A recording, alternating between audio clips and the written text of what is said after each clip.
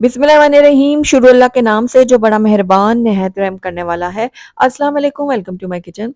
सर्दियां और कश्मीरी चाय ना पी जाए तो सर्दियां कुछ अधूरी सी लगती हैं, लेकिन घर में बनाना इसको एक झंझट का काम लगता है, क्योंकि अमूमन इसको हम बाहर रेस्टोरेंट वगैरह में या फिर शादी ब्याह में जाकर पीते हैं, लेकिन घर में इसको बनाना ज़रा मुश्किल लगता है। लेकिन आज आपके लिए लेकर आई हूँ कश्मीरी चाय के इंस्टेंट पाउडर की रेसिपी, जिसको आप पहले ही बनाकर एक साथ रख लें किसी एयर टाइट कंटेनर में, और पूरी सर्दियां अपनी कश्मीरी चाय को एंजॉय करें।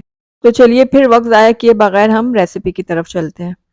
तो बिस्मिल्लाहिर्रहमानिर्रहीम, यहाँ पर मैंने एक पैन ले लिया और इसके अंदर हम कुछ खड़े मसाले ऐड करेंगे। खड़े मसालों में मैंने यहाँ पर लिए 2 दालचीनी के टुकड़े, 12 से 15 मैंने यहाँ पर ले लिए सब्ज़ इलायचियाँ, और 3 अदद मैंने यहाँ पर बादियान के फूल लिए, 5 से 6 अदद मैंने लौंग ले लिए। अब इन सारे खड़े मसालों को मैं पैन में शामिल कर दूँगी। उसके बाद इन खड़े मसालों को हम ड्राई रोस्ट करेंगे, बिल्कुल थोड़ी देर के लिए, ज़्यादा देर नहीं कीजिएगा, बस 1 से डेढ़ मिनट के लिए हम इसको ड्राई रोस्ट करेंगे। साथ ही इसके अंदर मैं कश्मीरी चाय की जो पत्ती है वो भी डाल दूँगी। हाफ़ कप मैं यहाँ पर कश्मीरी चाय की पत्ती का इस्तेमाल कर रही हूँ, और ये ईज़िली आपको किसी भी करियाने स्टोर से मिल जाएगी, और इसको भी डालकर मैं ड्राई रोस्ट कर लूँगी। बस 1 से डेढ़ मिनट के लिए हमने सारी चीज़ों को ड्राई रोस्ट करना है, ज़्यादा नहीं करना। जैसे ही इसमें खुशबू आने लगेगी ना, तो आप फ्लेम को बंद कर दीजिएगा। तो ये देखिए सारी चीज़ें अच्छे से ड्राई रोस्ट हो चुकी हैं। अब फ्लेम को बंद कर देंगे और इसको हम अच्छी तरह से ठंडा होने देंगे। जब तक ये अच्छी तरह से ठंडा नहीं हो जाएगा ना, तब तक आप इसको पीसिएगा मत, वरना जो इसकी शेल्फ लाइफ है ना वो कम हो जाएगी। इसलिए आपको मुकम्मल तौर पे इन सारी चीज़ों को ठंडा करना है, उसके बाद ही इसको बारीक पाउडर बनाना है। तो इसको हम ठंडा कर लेते हैं। तो ये देखिए हमारे जो ये सारे खड़े मसाले थे ना, ये बहुत अच्छी तरह से ठंडे हो चुके हैं, ये देखिए। तो चलिए अब इसको हम बारीक पीस लेते हैं। तो यहाँ पर मैंने एक मिक्सचर ले लिया और इसके अंदर ये सारी चीज़ें मैं डाल दूँगी। तो ये देखिए सारी चीज़ें मैंने डाल दी हैं। अब ढक्कन बंद करके इसको मैं बारीक पाउडर बना लूँगी। जितना बारीक आप पीस सकते हैं ना इसको, उतना बारीक आप कर लीजिएगा। तो यहाँ पर देखिए सारी चीज़ों का मैंने एक अच्छा बारीक पाउडर सा तैयार कर लिया है। अब इसको हम जो है ना छान लेंगे। तो यहाँ पर एक बाउल ले लिया है मैंने, और इसके ऊपर मैं ये स्ट्रेनर रख दूँगी, और इसकी मदद से ना मैं इसको छान लूँगी। तो जितना भी बारीक पाउडर है वो नीचे चला जाएगा, और जो थोड़ा बहुत मोटा रह जाएगा ना, उसको हम दोबारा से थोड़ा-सा पीस लेंगे।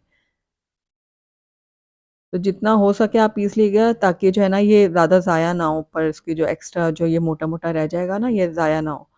तो इसको मैं दोबारा से पीस लेती हूँ।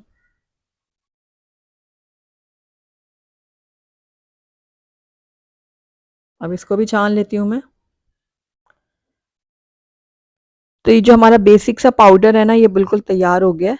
ये देखिए। अब इसके अंदर हम ऐड करेंगे शुगर। तो मैंने यहाँ पर आइसिंग शुगर ली है, और तकरीबन 1 कप ली है। आप अपने टेस्ट के अकॉर्डिंग डाल सकते हैं। अगर आप ज़्यादा मीठा पसंद करते हैं, तो आप इसमें डेढ़ कप तक भी डाल सकते हैं।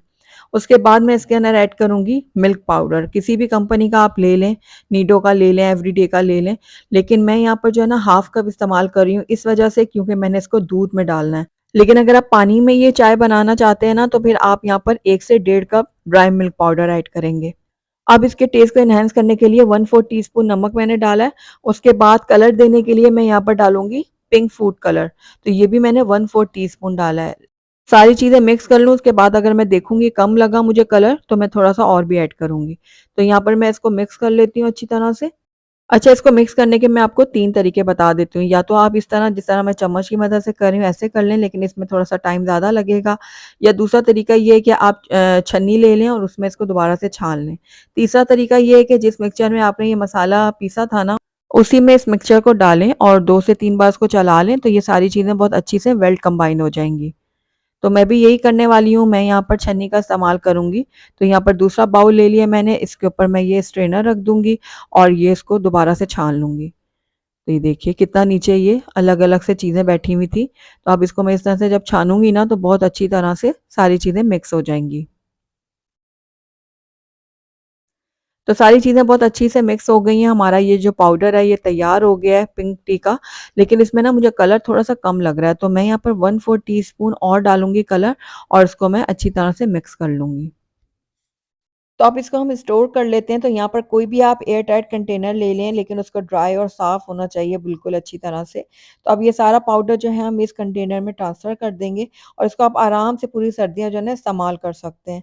बहुत ही इंस्टेंट ये पाउडर है, और बहुत ही मज़ेदार सी ये हमारी चाय बनकर तैयार होगी। ये देखिए। پوری سردیاں آپ اس چائے کو انجوائے کر سکتے ہیں بہت ہی آسانی کے ساتھ، جھٹپٹ سے یہ پاؤڈر بن کے تیار ہو جاتا ہے۔ تو چلیے اب میں اس کو آپ کو استعمال کر کے بھی دکھا دیتی ہوں۔ تو یہاں پر میں نے ایک پین لے لیا تھا اور اس کے اندر 2 کپ میں نے دودھ شامل کیا ہے۔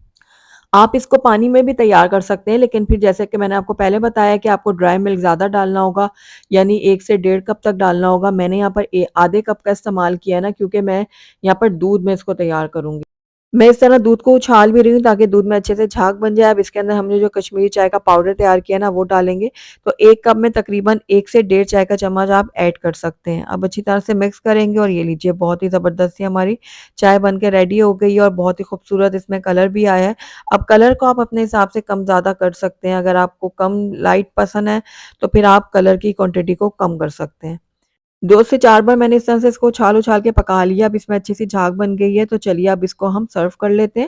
تو یہاں پر میں نے سرونگ کپس لے لی ہیں، اس میں چھان کر ہم یہ چائے کو ڈال دیں گے۔ آخر میں اس کے اندر کچھ پستے بادام سے ہم اس کو گارنش کر لیں گے۔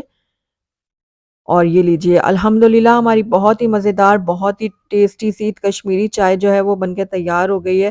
آپ نے دیکھا انسٹنٹ ہم نے اس کا پاؤڈر بنایا ہے اور بالکل بھی اس میں کوئی بھی محنت نہیں لگی ہماری، اور یہ بہت ہی ٹیسٹی چائے بن کے تیار ہوئی ہے۔ ایک بار آپ اس پاؤڈر کو تیار کر لیں اور پوری سردیاں اپنی کشمیری چائے کو انجوائے کریں۔ تو آپ نے ضرور ٹرائی کرنا ہے، مجھے فیڈ بیک میں بتانا ہے کہ آپ کو میری ریسیپی کیسی لگی۔ اگر آپ کو میری ریسیپی پسند آئی ہے تو اس کو لائک ضرور کیجیے گا، فرینڈز اور فیملی میں اس کو زیادہ سے زیادہ شیئر کیجیے گا۔